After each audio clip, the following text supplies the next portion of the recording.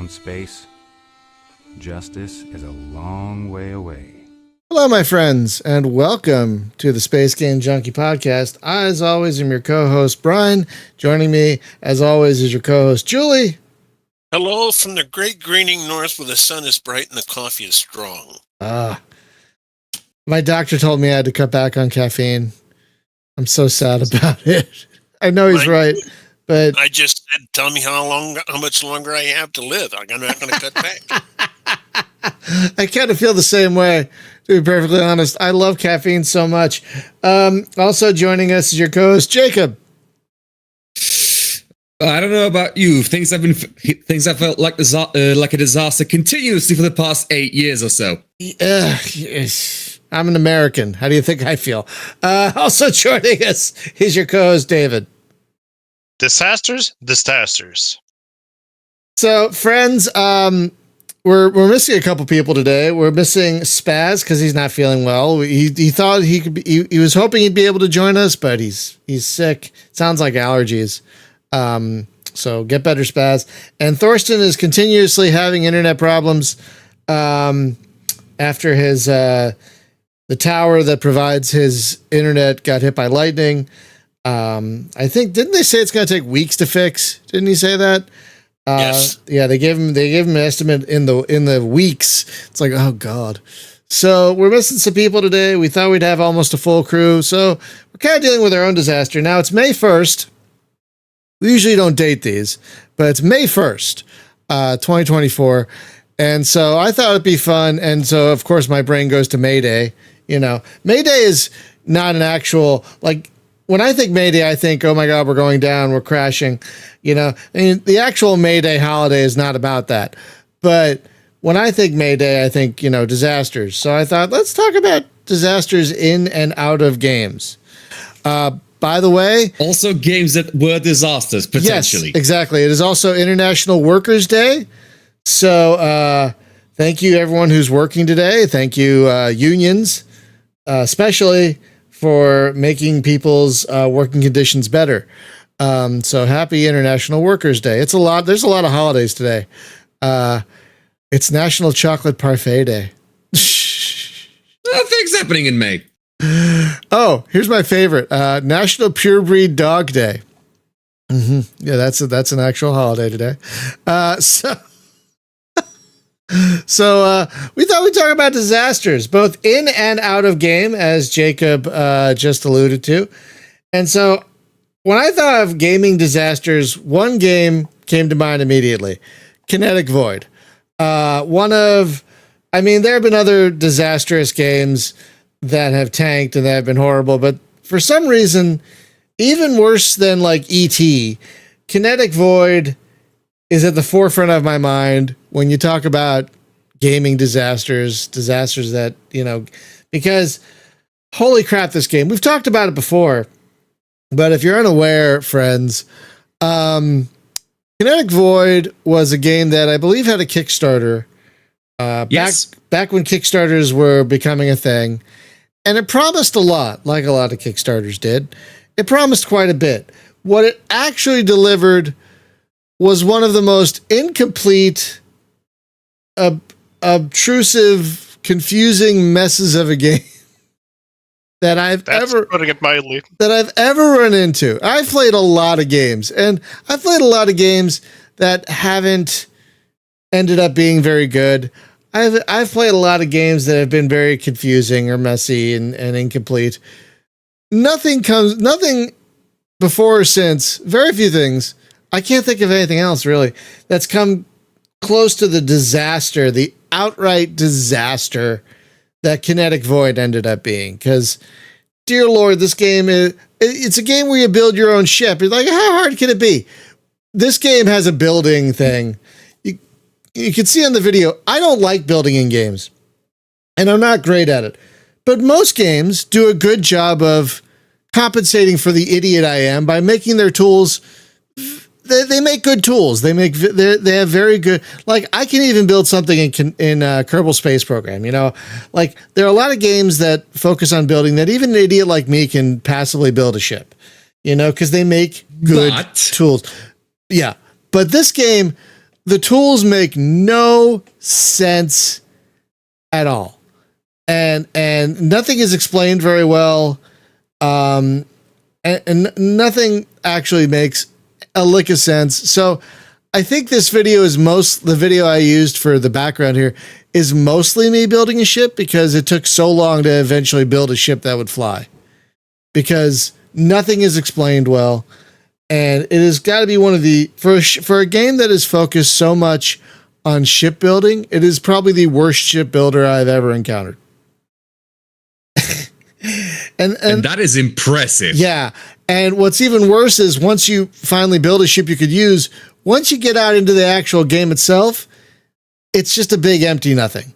There's not much else to do. It's more of an empty nothing than Elite Dangerous. Like, that's how much of an empty nothing this game is.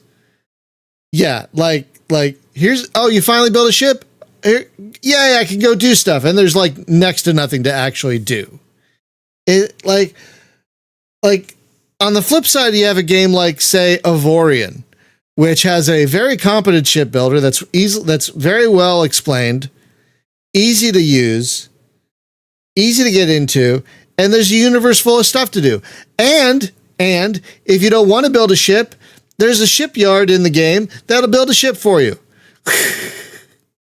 And it doesn't do the best job, but they're passable, and they do a much better job than this thing. So I don't exactly know what happened with this game.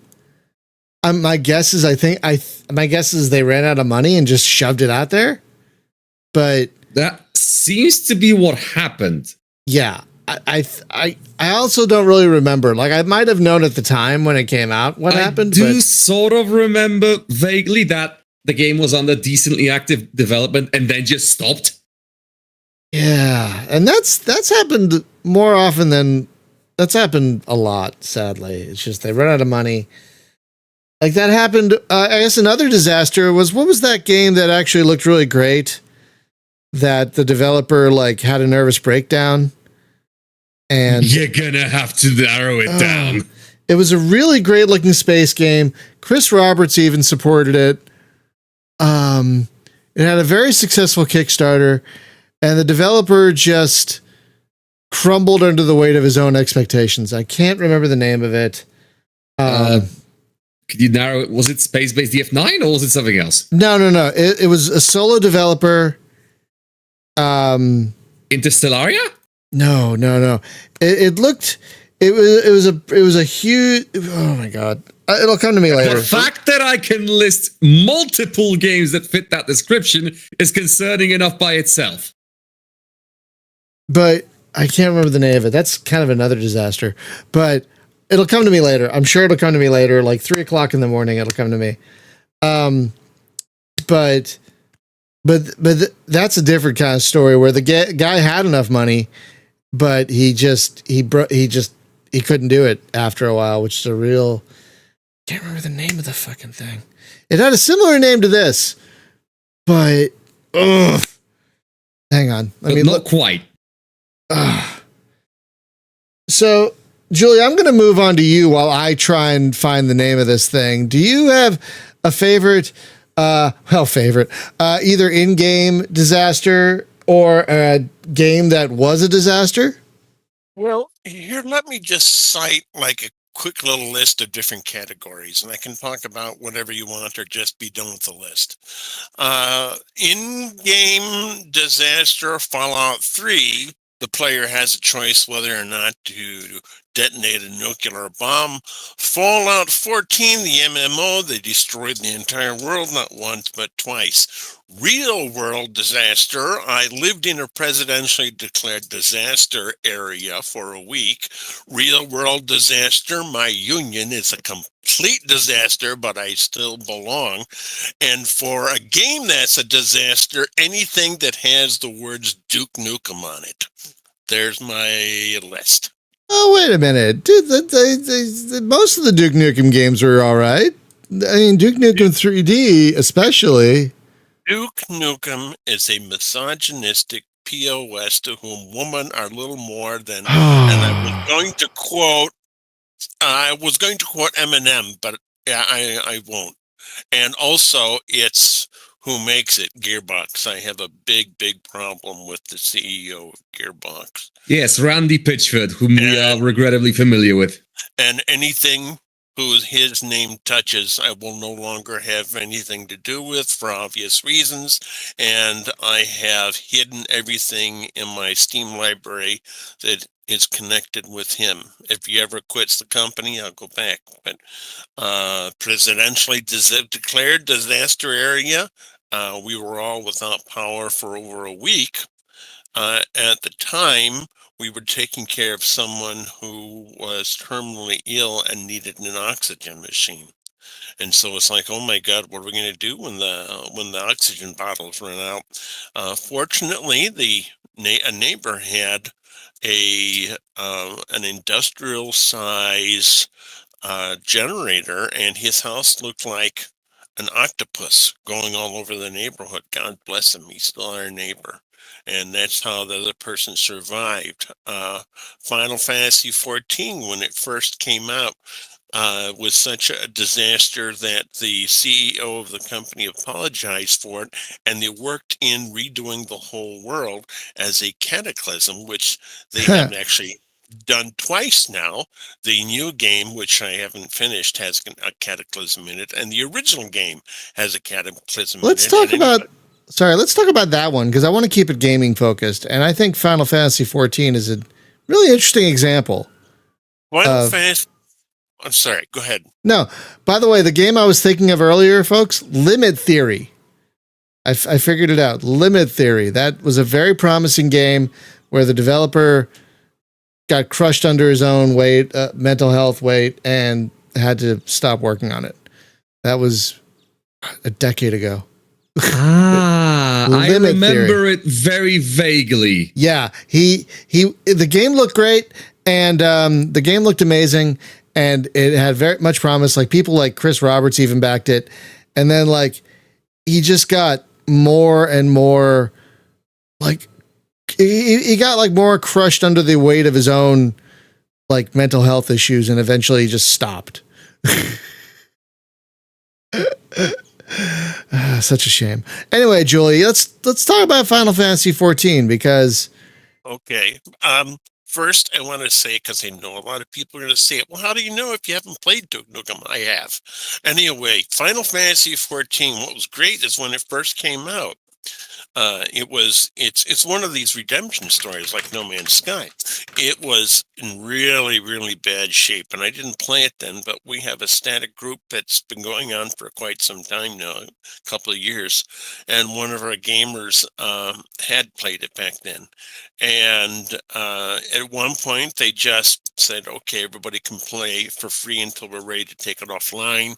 But what they actually did was, since they were redoing the entire game, they put an actual cataclysm into the game, and they worked it into the lore. And actually, the lore of that cataclysm is kind of spread throughout the entire game, and I can really appreciate that. Plus, once I got to the like level 80 in that game, which I kind of wondered if I ever would, but I did, I said, there's another cataclysm written into the game. Now, I have no idea where it's going, but I said, wow, people turning into monsters, that gets kind of depressing.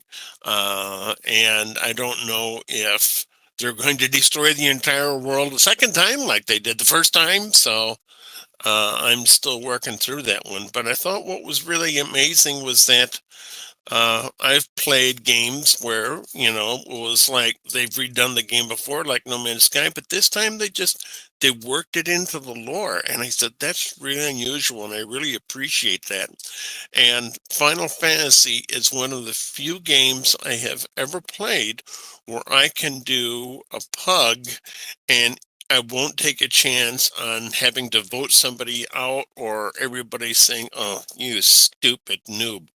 All you have to do is say first time here, and everybody helps you along. So yeah, it's it's a great game. Yeah, it's definitely probably the nicest MMO community I've ever run into. Like, period. I was continuous when I was playing it. I'm going through some burnout on it right now. I haven't touched it in a while, but I was continuously amazed at how just nice the community was and how helpful they were. And you're actually right when you say first time user, someone will be like, "Okay, this is what you do. This is what you got to watch out for." It's really impressive, and I think that's one of the reasons the game is so successful. Is because it has such a positive community. And I think Square, don't they really clamp down on anything negative, like negative users? From what I understand, they do. Sometimes to a fault, but it does end up somewhat of a net positive. Yeah, from what I understand, overall, it's a net positive. I mean, yeah, there have been some times where I think some YouTuber got banned because he like left World of Warcraft for Final Fantasy, and like so many people gave him crap. Gold, yeah, and but I think they dealt with that properly in the end, if I recall correctly, and it all ended up fine. Honestly, yes. Well, when I started playing, and when this little static group started a couple of years ago, there was a large influx of players who had quit World of Warcraft because of, and I won't get into the whole thing, but just you can summarize it up with mudflation, and they got tired of it. And what would happen a lot in this game is people would go on and drone about how World of Warcraft is, and people would just politely say, well, yeah, been there, done that, we understand, so we're all here, and let's just enjoy Final Fantasy 14. And it is just one of the nicest communities I've ever been in. And one of the other things I never see, and I saw for the first time in 2 years, is a gold seller. I was so shocked. I said, I've never seen one before in this game. I said, oh my God, an actual gold seller. What? Yeah, somebody's selling Gil. I said, I've never seen one in that game before. I think what Brian means is what is a gold seller? Yeah, well, it was like I don't know if it's because they clamp down on it. I don't know if it's because, people just say, it's so easy to accumulate. If your goal is to accumulate enough money to buy one of the hideously expensive houses, it's not hard to do if you budget your funds. In my little group, we did that. Right. I'm gonna have to get back into it. It's been a while. Maybe I'm not burnt out anymore. I might try it again soon. It's such a good game. But it is exceptional. Yeah, it's such a good game. But I played it so hard for a while. I'm like, oh God, I really burnt out for a while. Well, anybody who's interested, just message me. We play every Sunday night, 6:30 Central, and I can give you an invite to the Discord. It's not a Space Game Junkie group. It's just something we set up on our own. Yeah, friends, if you're into MMOs and you haven't played that one, you can play it for free for quite a long time. And it's actually like the way it handles classes is really exceptional because like a lot of games you have to create different characters for the different classes. But here you just create one character. You can play every class, which is so great. it's so great.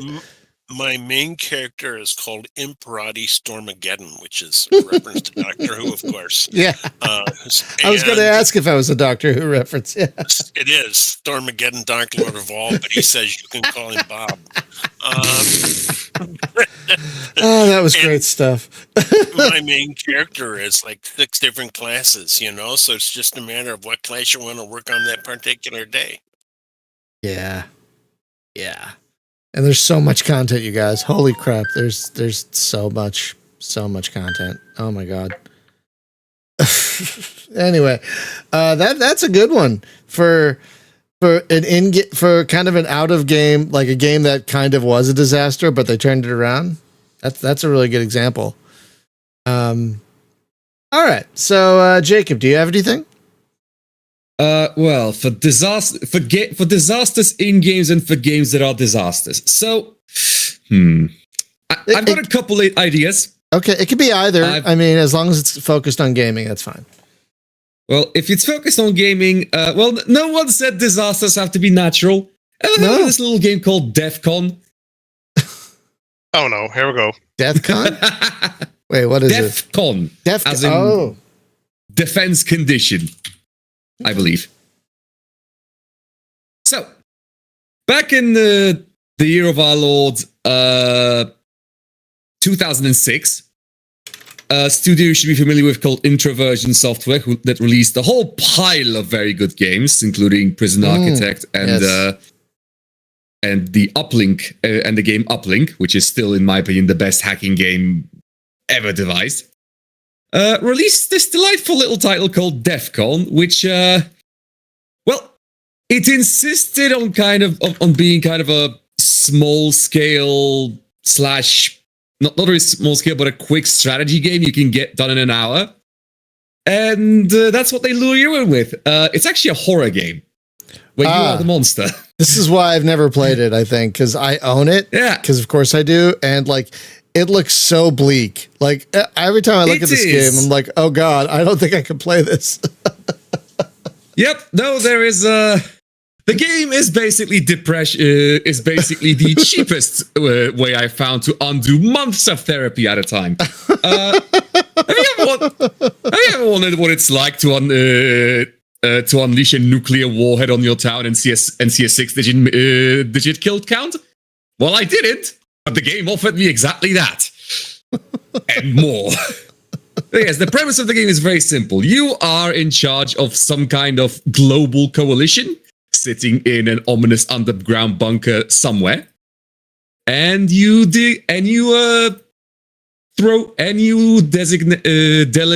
the tasks of and manage a nuclear war, as in a full level nuclear exchange, or rather, a continuously escalating nuclear exchange, which ends. Well, that's the funny thing. It kind of doesn't. The game doesn't have an ending. It ends when no more nukes are flying at you and you're the last one standing. Theoretically. Yay. The music fades out and you're done. Congratulations, you won. Yay. At what cost? Yes. As far as disasters goes, that one is certainly the most memorable. I could mention it's the one I actually had first-hand experience with. I could go. Modern Warfare. Wait, can you repeat that, please? I think you cut out for a minute. Might just be my microphone fiddling. But what I meant is I was talking about the Modern Warfare and the big scene at the end where a nuke drops and it's all very impressive and scary, and every game, every Call of Duty game since he's trying to replicate something equally massive and failing. But that's unrelated. So, indeed, how about a nice game of chess? Yeah, they just specifically cite War Games, the movie War Games, as their inspiration. I mean, it's the same graphics as the computer. It's doing the exact same thing. And it's doing... Yes, this is in fact Global Thermonuclear War, the game. Except it is the game Global Thermonuclear War. Yeah, this game has come up before. I'm like, I should play that. And then I look at it, I'm like, no, I shouldn't. It's not even scary per se. It's just depressing. Yeah, it looks very bleak. It looks like there are some games I've played where they fill you with dread. The last game that happened to me was what's that one with the time loop? The outer limit, the time loop, Outer Wilds. Outer Wilds. No, Outer Worlds is another game. Yeah, I know. It's so confusing. It's so confusing. Outer Wilds. Thank you. I have never felt more a sense of, oh my God, I'm the only one in this giant universe. I've never felt such a sense of, oh my God, I'm nothing. I am nothing. I'm so alone. I am nothing into this universe. No game has ever made me feel that. And I look at these screenshots. I'm like, I could see this game making me feel that way again. Yeah, it's just the sense of dread, bleakness. Yeah, this is not. Oh, this looks. I mean, I know a lot of people love this game, and intro version makes. Are they still kicking? Like, what was their last game? Prison Architect. Prison Architect. Yeah, okay, they're still. They're doing decently well. Yeah. Okay, good. They're pretty active. Good on them. Good on. Wow, they just updated. They updated DEF CON earlier this year. Wow. Yeah, they also made DEF CON VR. Apparently, it's not very good, but they made it. Oh God. It's free. What? Oh no. There is a DEF CON VR. Oh God. For extra immersive depression. No, thank you. I have a hard time enough with heights in a VR game. I can't deal with. I don't think I can deal with this in VR. What's worse, height or existential dread? Well, now you can find out. Oh yeah, no, I'd rather not. It's okay. Oh God. I mean, good on them for that's an interesting like test. Like, oh, let's try this in VR. See how it goes. It's like, no, thank you. No. God, I'm feeling smaller and smaller just thinking about that. Like, no, I don't want to play that. Thank you. That's a delightful way of putting it. Oh my God. Okay, moving on from that. Oh God, I'm feeling a little creeped out now. I mean, I had more things to mention. Disasters. Well, I figured we do one each to start with, Okay. and then move around the thing. You know, Got it. Mine is gonna come up for sure. So let's go. Awesome, David. What do you have? What's your first pick? So once again, we're talking about like disasters that the games turned into, or Yeah, well, either all of the above. either all of the above. whichever one you want to start with. Yeah, I mean, if it's a disaster in the game, like my first game was a disaster of a game. And I have a second one where it's inside the game. Like there was a disaster in the game. So it could be either. Yeah, it could be either one. Okay. Well, then for a game that turned out into a disaster, will be a pretty easy pick for me, since I have played it and some of the earlier games and seeing how it went down the drain. And that being Resident Evil 6. Oh. Since they were at an intersection, or whatever you can call it, like at a crossroads when they made that game. Because when they left Resident Evil 3 for a PlayStation 1, all those years back, they injected some action into Resident Evil series. Guns, shooting zombies. Yeah, it's cool. And then they came started number 4. doing that with 5. Let's be frank here. Yeah. So then I made 4, which was a hit. Then I made 5, which was a little bit too much. Let's just call it too high on sugar or something. Like, yeah, okay, it is a third-person shooter now. So where were they going to go from there? So Oh boy. enter 6. So they made 3 different campaigns trying to appeal to all audiences. Those who love the original Resident Evil games, where you had to creep along tight corridors, low ammo counts, and whatever, the classic Resident Evil experience. 1, appealing to the Resident Evil 4-5 action experience, and the third one being the Modern Warfare one. What? It went as well as you would expect. It didn't appeal to anyone instead. So they killed off the freaking Resident Evil franchise entirely with the 6 entry. Wait, what? They did? Yeah, basically. So if you play Leon's campaign, you'll get the classic claustrophobic Resident Evil experience. If you play Chris Redfield's campaign, you will get the Resident Evil 4 or 5 action experience. And if you play, I guess, what was her name? Charlie's campaign? It is more or less Modern Warfare with zombies. So, yeah. But we already have Modern Warfare with zombies. Didn't Modern Warfare have a zombie mode?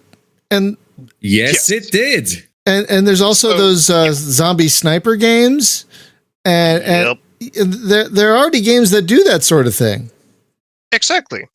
So they were at the extreme crossroads when they made that game, and they also had to make a campaign for the very popular character Ada Wong, which was completely tacked on. I mean, the whole game can be played multiplayer and in co-op, which is pretty nice. It's fun with co-op games sometimes, as it was in Resident Evil 5 as well. Anyway, slight tangent. So, yeah, the co-op character in Ada's campaign is just a figment of her imagination. It doesn't appear in cutscenes. It doesn't say anything. It's just the agent, because they put so much work into that fought for that campaign. So yeah, it was a complete mess, the entire 6th entry. So it was absolutely clear they had to reboot the entire franchise after that. Oh wait, so they Which they did. Oh, they rebooted it after that? Yes, Resident Evil 7, when it came out, switched back to, well, switched gears, I would probably say, to go back to the proper claustrophobic Resident Evil 1-2 experience, albeit being in first person and in VR if you had PlayStation 4 at the time. Oh. Have fun. Oh, thank you. Wow, I had no idea. I've never played, I don't do horror, so I'd never played any of the Resident Evil games, but I know it's very popular. I know a lot of people who love it, but I had no idea 6 was I had no idea 6 was such a disaster that it led them to reboot the franchise. My God. Yeah, and I guess Jacob already know about that, but the logo itself, maybe you remember those memes, Jacob? Vaguely. It's like in the back of my head as that was a weird thing that happened. Yeah, let's just forget about that and ignore that logo right now, because some dark memories are coming back watching that thing. Man. Oh man, yeah. Resident Evil 6 was a mess. They didn't know what the audience they wanted to appeal to, so they tried to appeal to everyone, and it completely backfired. Interesting. Interesting pick. I was not thinking. I would not have thought of any of the Resident Evil games, but damn, that's a good pick for a game that was a disaster. Yeah, so they got slightly more back on track with the Revelations game that came out on the 3DS, which was clear that they could do action and some slight horror at the same time. So some more balancing, so to speak. So I'm happy that the series is back on track finally. Right.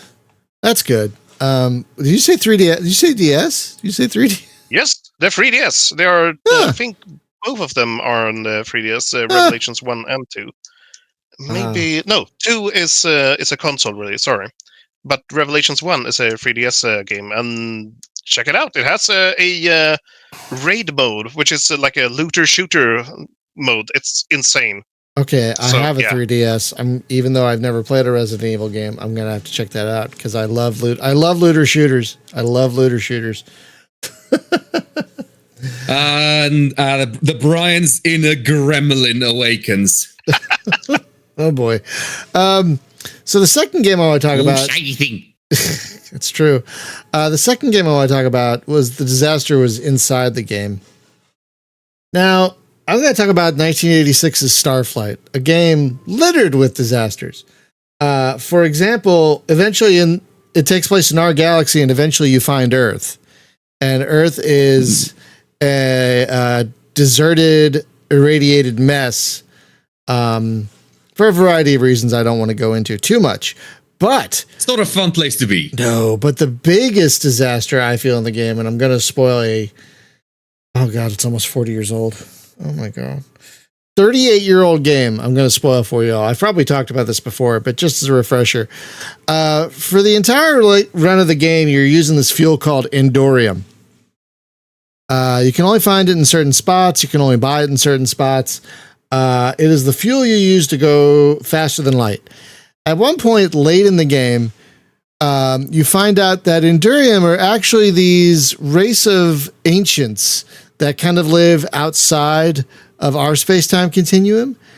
But you've been killing them for fuel the entire game. Fun! And the worst part is, to win the game and save the universe, you have to continue to do so. You have to continue to use them as fuel, knowing that you're killing them in order to save the universe.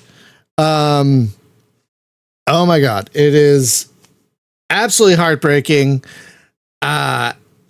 because I don't know how many of them I killed throughout the game just to get around. It still crushes me to this day because it's one of the biggest gaming twists I've ever encountered. And my God, it's not exactly pleasant. No, it's a disaster that you've helped create. And you have to continue. My favorite kind. That you have to continue to create in order to save the greater good. And it's a horrible feeling. I mean, it makes the win so bittersweet when you have to there's this giant planet that's helping suns go out and you have to take it out with this bomb.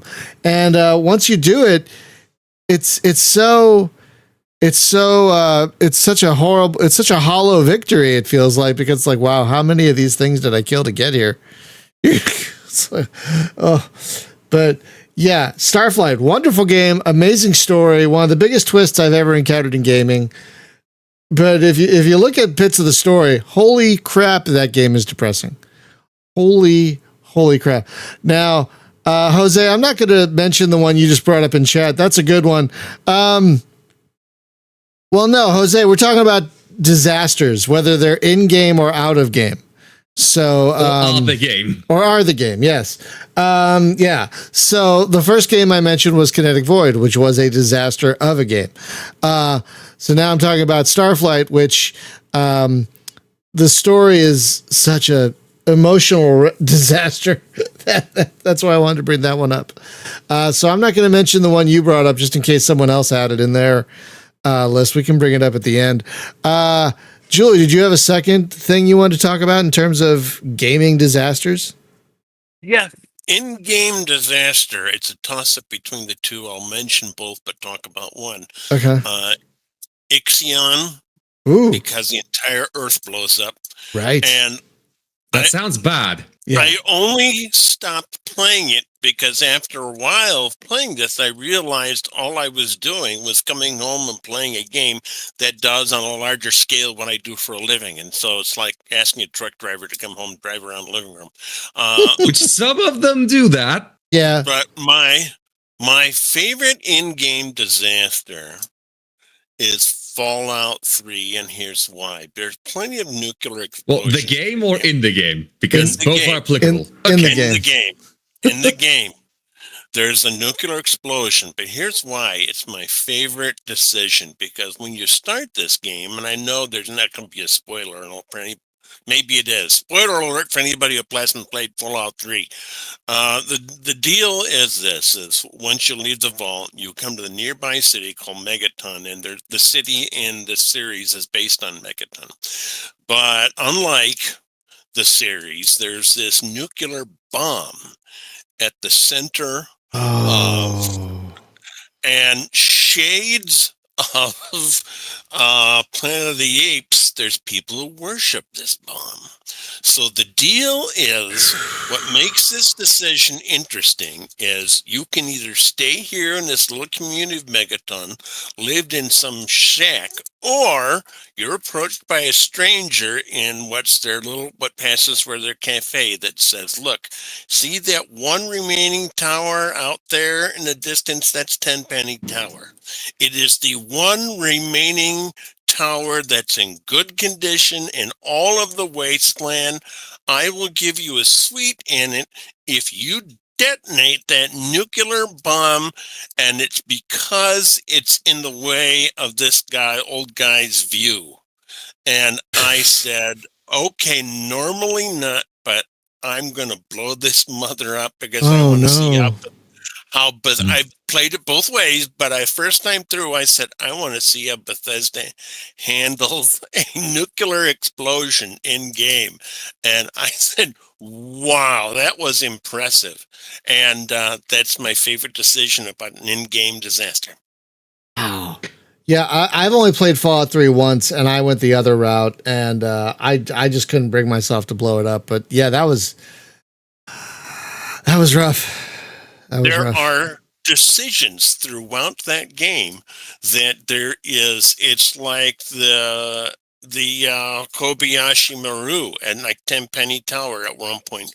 Do you let the ghouls in and because they need a place to live? Well, then Three Dogs is on the radio and calls out and says, "Oh, you're horrible for letting the ghouls in." But if you don't let them in, he'll say, "How can you let the ghouls in?" And so there's no right or wrong. And there's a lot of decisions like this throughout the entire game. And I think that's why if they had updated this game like they did Fallout 4 with widescreen so it could fit my widescreen computer monitor, I'd be playing that instead of Fallout 4. And yes, I'm playing it because of the series that just came out on. You and a lot of other condolences. people. You and a lot of other people that the series, which apparently is quite good, has really. The guy who played the ghoul is just flipping fantastic. Well, that's Walton Goggins. He's amazing in everything. Like if you want peak Walton Goggins, just go watch Justified, which Justified that introduced me to a wonderful new type of music. Gangster Grass. Such a great show. I don't think I could watch Fallout, honestly, because the games creep me out, and I'm not really that interested in the show, even though I love Walton Goggins. I love Walton Goggins, but I don't know if I could watch Fallout. But yeah, so many people are playing Fallout right now because of that show. So good on them. Good on some of them, because some of them are playing Fallout 4 and expecting a good game. Or Fallout 76.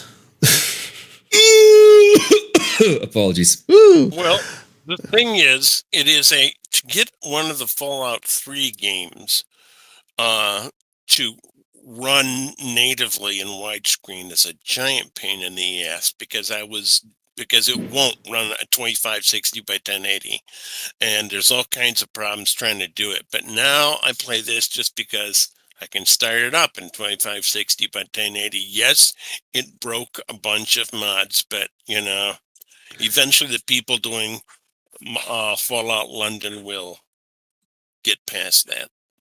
There's an amazing mod. I think it's called Tales of the Wasteland, which links up Fallout 3 and Fallout New Vegas. So it's basically one big game. It's a pain in the ass to install, but it installs a lot of quality of life things along with it, like widescreen support. Really, really, really impressive. Like really, really, really impressive. Like and what other game can you say that's post-apocalyptic that isn't set in outer space where you still get your own spaceship? You get a spaceship? Oh yeah. Oh, kind of. I didn't know that. Have they gotten the non-Game Pass version to work in post-XP Windows? I mean, I played the Steam version on Windows 10 a little while back, so I guess so. If you're talking about the one where you had to buy it, they said originally you thought you might have to buy the update. I don't know. Well, there was one that was on Game Pass, and originally everybody thought they'd have to buy the update, and Bethesda themselves says, no, don't buy it. It's just something we're working on.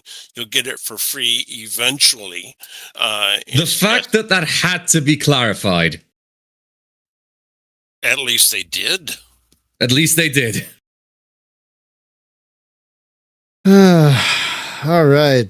Jacob, you got a second game? Or second thing? Well, I am swimming in options because disaster is a very so it's not a specific term. But that's true. That's fair. What would I like to bring up? You know what? Let's get it out of the way. Ever heard of this little game called Elite Dangerous? Oh, damn. Oh, no, we didn't.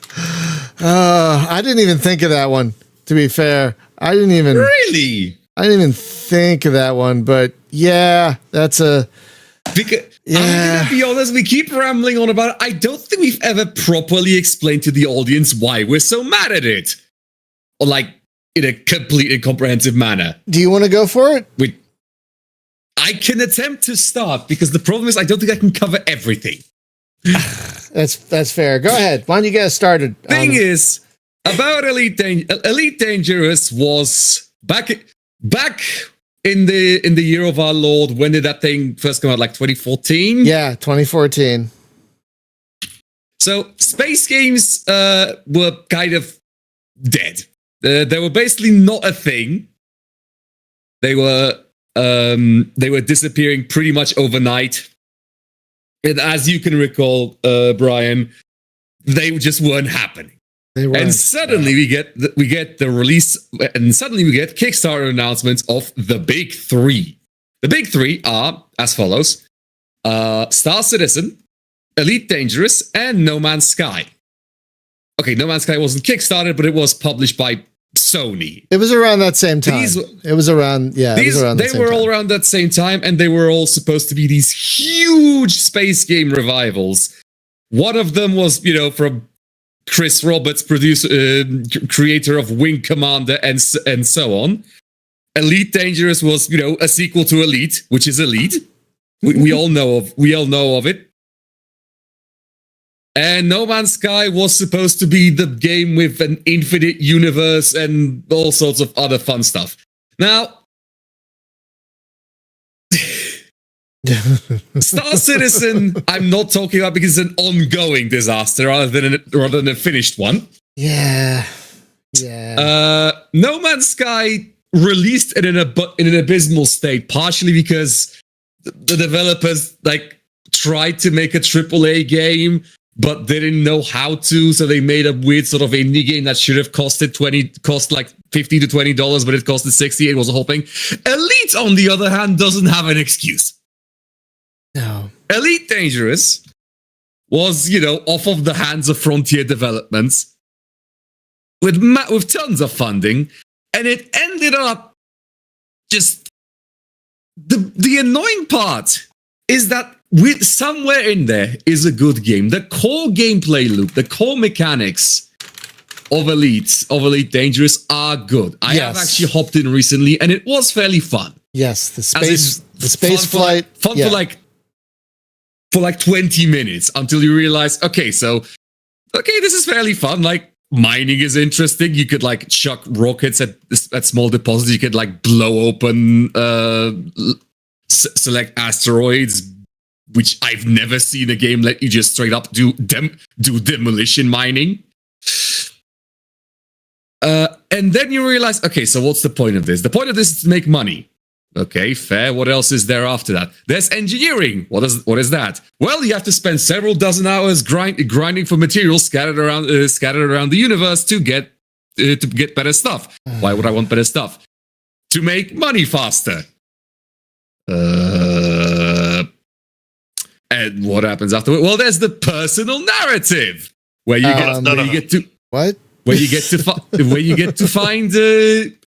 get to find ancient aliens and take their shit and get really cool weapons that are massively overpowered. Why would you want that? To make more money. Yeah. Then they added Thargoids. That was actually cool. They added Thargoids with a proper war between humans and aliens, and then they screwed it up by making it not very interesting and affecting it very limited. Yeah. But at least you get to actually blow up aliens, and you do actually have a reason to use all of those fancy, big and scary super engineered items you've been grinding for 150 hours to blow up aliens. Which I'll give them that. That is neat. But then there's the fact that the game from the beginning, the game didn't entirely know what it wanted to be. No. Because it tried to be EVE Online, but also not really. Because it tried to have this big MMO-like thing where each player can affect the universe by messing with economies and delivering stuff to goals. But then the game has a separate open, private, and solo play, so players can't actually interact with each other much, or at least don't have to. And even in open play, actually interacting with other people is very difficult and annoying. And they should have just made it either co-op or persistent single player. Yeah. Yeah, their success was in single player games originally. Like, yeah, no, they haven't made a multiplayer game before, and it shows. Yeah. Yeah, like, I feel like they wanted it to be this kind of loot money grind, kind of like Diablo-esque. You go out there, you kill stuff, you get better stuff to kill better stuff, but there was no better stuff to kill. You know, there are no bosses. Well, Dargoids, and that's it. Yeah, there's really no bosses. There's no dungeons. There's no. At one point, I was playing it, and I was like, okay, and then I made enough money. I'm like, why am I doing this? Like, I have plenty of money now. Like, the most fun for me, Elite was when I didn't have a lot of money, and they had these like routes where it's like, okay, I can make money if I do this route that's and I have less than 30 minutes to do it. And so it's taking 8 jumps, and I'm staring at the clock. It was very exciting. That was the most fun I ever had in Elite. And then they killed it. Oh yeah, when players discover a way that way to make money that's a little too good. As mentioned, the developers nerf it into the ground because they realize that once the players have money, there's nothing else. Yeah, and they tried to add this thing called power play, this background simulation, to try and make it more engaging, which ended up being remind me. Oh, I'm gonna be spreading propaganda pamphlets across the galaxy. Woo! It's exactly as thrilling as it sounds. Not in the slightest. And then they added engineering, which was this way to get very excellent specific gear for your ship. But the grind to get this gear is enormous and taxing and useless. Like, there's no reason in that order it should take 100 hours to get a better engine. No reason, but that's how they do it. And then they added these carriers, which are an even bigger grind, and no one uses them, and they're a waste of time and money. And actually, no, a lot of people use them, but they're just there to be a huge money sink. Okay. And then they added the thing that everyone says they want, but I feel no one actually really wants. They added space legs, which brought nothing to the game. Absolutely nothing. It's just another way to grind, but it's just as empty as everything else. It like, for some reason you still can't land on certain planets. It's just they keep and now they've started selling ships, kind of a la Star Citizen. You know? Yes, they have. Okay, no. To clarify, they're selling ships. They're selling pre-built ships with engineered and maxed out equipment, so you don't have to grind. Yeah. So you get a good ship from the start if you pay money. At which point you realize you have no other thing to do because you have the good ship, and why would you do anything else? Yeah. Oh, are you noticing the problem? Oh, and Ghost Bear comes up with a fun tidbit. The best part of Elite, he says, and I quote, was not having no idea where to buy ship parts and having no in-game way of looking for where to get ship parts. All right, the game is basically unplayable without third-party tools. Completely unplayable without third-party tools. Yeah, it's like I don't know how they did it in the original Elites, but you always felt like you were gearing up towards something better. Like, you get a better ship, suddenly you could jump farther, you could get better contracts, you know? And it never felt like too much of a grind, because it always felt like it always felt meaningful. You know, it always felt like you were going somewhere with the original Elites. Even the third Elite, you know, which was a buggy mess. It still had good gameplay because it had the gameplay of Frontier, basically. And then they were like, no, we're going to make this game multiplayer. What? Why? Because that's what everyone's doing. Everyone loves live service games. No, we don't. The games people are still playing in 10 or 20 years are the single-player games. Free Space 2. Elite. People are still playing Pioneer because it's basically Frontier. It's like they misjudged this whole multiplayer thing so horrendously, and now they're selling ships, which is basically, I feel, the last dying, gasping breath of a dying game. Yeah, there is absolutely no way to make it. Like, they're just desperate. And we know that they're desperate because their stock is plummeting. Oh, and they stopped supporting consoles. Yeah. Oh, yeah, they gave up on consoles about, I don't know when, but they did. And they gave up on VR. And so... So, I mean, VR still works, but they're not, like, adding anything to it or supporting it or anything. It still works. It's still there, but, like, There's just a bunch of stuff they gave up on. Yeah. And they had a separate race mode that was kind of fun for 10 minutes. Gave up on that.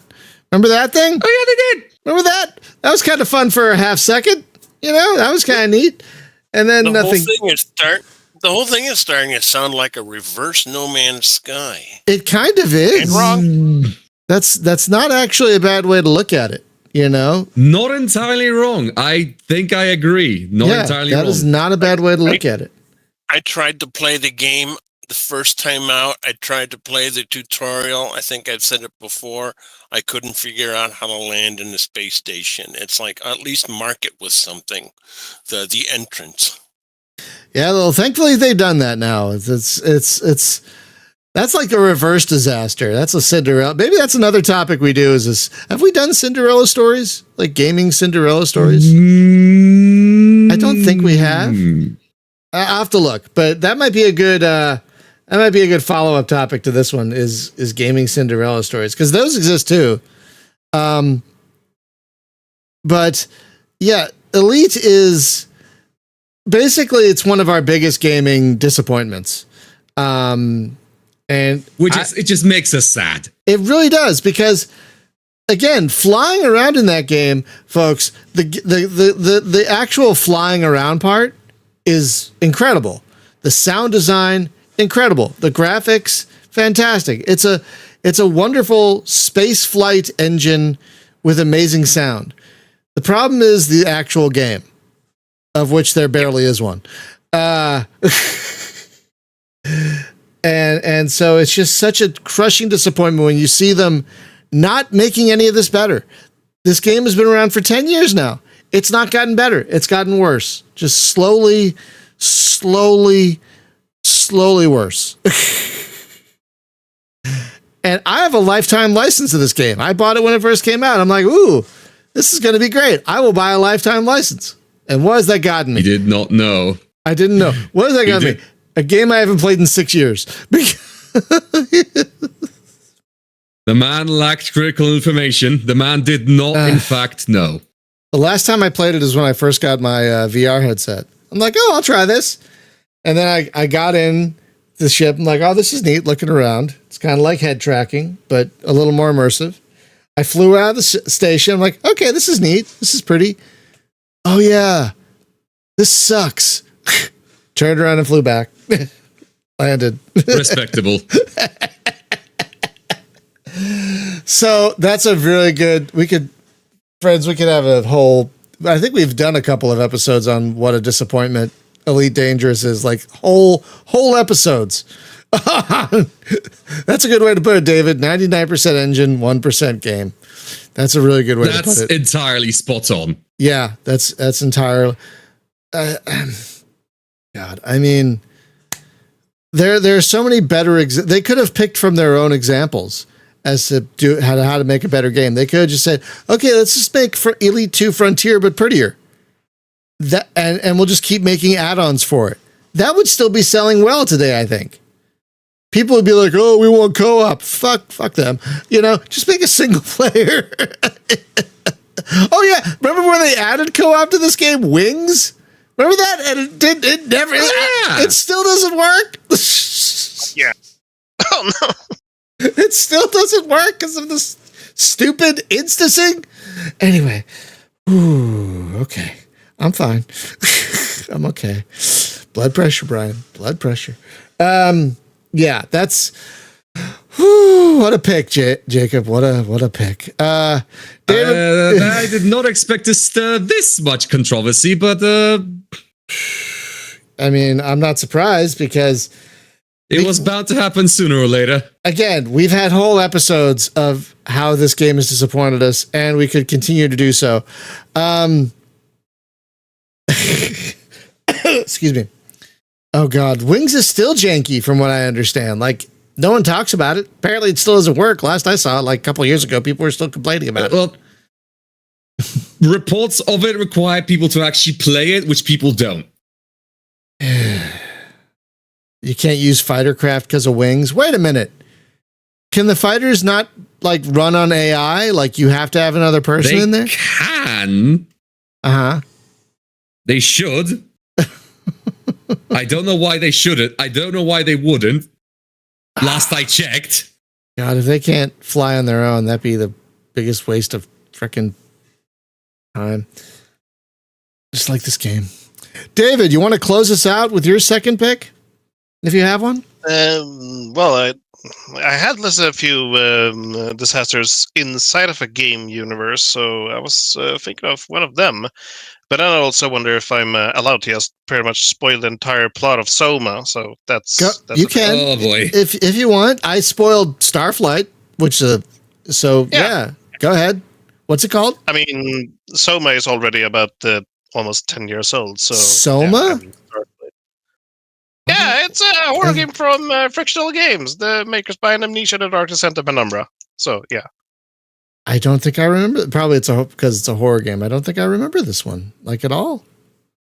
All right. Well, I wonder how I can summarize the story as best without spoiling entirely everything. It sounds like Jacob has played some parts of it. Have you, Jacob? The bits of it. I haven't finished. I have like read a story synopsis, so I know what you're about to say. I think.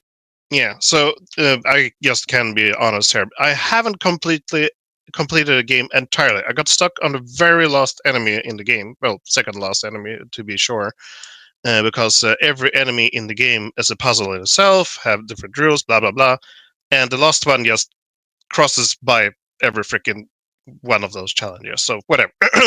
Let's get to the story. Earth has gone under. That is the basics of what is happening in Soma when you get to know it, because you are waking up on a research base on the bottom of the ocean. This research base has been built to use a mass driver to launch satellites into space. So these scientists were down at the bottom of the ocean having a very nice time when they get to hear the news that a comet is about to hit Earth and wipe out all life. I think there was some attempts on shooting down that comet, but it failed. So yeah, they just sat down there on the bottom of the ocean, watching old newscasts where people are standing on the beach and getting horribly nuked from orbit, basically. Oh, not pleasant. Yeah, not pleasant. So they sit down there on the bottom of the ocean, like, yeah, this is not good. And this is also taking place a few years into the future. So we have intelligent AI and all that stuff as well. So they have this base AI called WOW. I don't remember its acronym, though, right now. Which mission priority is to keep all crew alive. And when it also got the news that all human life on Earth was suddenly wiped out, it switched priorities. So it realized that, yeah, these are the last humans on Earth. I need to keep them alive. How can I do that, though? One of the things that the WoW is using, I don't know how we can describe it, some kind of structural, it's called structural gel, but basically it's, I guess it's nanomachines, basically, that can fix mechanical structures and all that stuff. And figured out that as soon as some crew member got hurt or something like that, it can inject that into them instead to, keep them healthy, keep them alive, because that was its new goal. When that failed, it realized that it can no longer keep the human body alive. So every person who had used one of those remote robot vessels to perform repairs outside on the bottom of the ocean, because it's too high pressure, you can't be a human outside the base. So you had to remotely control robots. It used those brain scans to replicate all human crew into a virtual environment, into robots themselves. So they met themselves in the hallways and stuff. Because they thought the robot, the base AI thought, yeah, this is alive. So yeah, the crew was alive and was alienated by seeing themselves, because in their eyes they were human, but they were a walking machine with structural gel flowing through it and stuff. So yeah, not a good time. So yeah, the crew started slowly but surely offing themselves when they got to see that and stuff. Oh God. Yeah, not a pleasant story. So yeah, and that is one of my picks there. I had a couple more, but yeah, we're having some depressing stories today, Jacob. You with Defcon there, and I have something else glassing the surface. Yeah, just the usual. Yeah. So it's an incredible story to play through, but man, is it torture at the very end. Some of the stuff you need to do to progress in the story. It is a dark story, but I may have to go back to the game because they add something called free or safe mode, which disables all enemy AI in the game, so you can just go through the puzzles and live through the story. So I should probably not have to deal with all that other shenaniganry. Yeah. I've actually got it in my game library, and I was always kind of afraid to play it, and now I think I never will. I know. I'm never playing it. I don't know. I do not own it. If I ever get sure, like I'm not blaming you at all. Well, I got it for free, so. So did I. My friend, the first review I see on the Steam page is from a friend, and the whole review is, "Bro, that was messed up." And that, that's accurate. That's spot on. I mean, it's overwhelmingly positive, so it sounds like they hit the mark. It's really good. The story's It's really depressing. Very. I mean, good on them. It's hard to make a good story-based game, and it looks like they nailed it. Remind me, aren't these the Amnesia devs? They are. Yeah, so they have experience there. Yeah, Penumbra, Amnesia, and Soma looks like are their big games. Well, yeah. It sounds like Soma and doom scrolling would produce the same result in the end. Depression, aye. That's a great one to end on. That sounds like a real good disaster in game. So I thought, guys, since this came up earlier for next week's show, why don't we do the opposite? We talked about No Man's Sky, so that can come up. Why don't we do Cinderella stories? Since we haven't, we have not done gaming Cinderella stories, so that could be a fun topic for next week, I think. Interesting. Yeah, I'm not sure how much material is there, but if it's good, then absolutely. Well, I mean, you could call Final Fantasy 14 one in a lot of ways. Certainly. So they're out there. We just got to find them. So, friends, that's going to do it for today. This is a fun topic we should revisit at some point, especially once we get Thorsten and Spaz back. So that's going to do it for today. I'm going somewhere tonight, so if I have the energy tomorrow to stream, we'll do Clan Folk, which I'm excited about nice. Because I love those guys. They're the guys that did the Space Pirates and Zombies games, and that golf game that I can't remember the name of. Golf game does not narrow it down. Sorry. No, they did. Hang on. Let's see. Space Pirates and Zombies. Yeah, they did Space Pirates and Zombies, and then they did a golf game I cannot remember the name of, which was actually quite good. It was kind of like Sid Meier's Golf. Golftopia. Golftopia. That's the one they did. Yes. Very good game. Very good game. So now they're doing Clan Folk, which looks kind of RimWorld-y, but looks a little more positive. It's Scottish, apparently. Scottish Highlands. So I'm looking forward to that. So we might play that tomorrow if I have the energy. But yeah, next week I think we'll try to figure out some gaming Cinderella stories. That could be a fun topic if we come up with more than two, which I think we can. And so with that, my friends, bid you a good day. Be safe, be well, take care of each other. Please get vaccinated if you haven't already. The pandemic is not over. Don't know when it'll be over, so please get vaccinated. Wear your damn masks. Get your flu shots, all that stuff. Thank you, as always, to our patrons who help pay for things like Restream, which is not cheap. And with that, we'll see you back here. If not tomorrow, then Friday. Have a great one.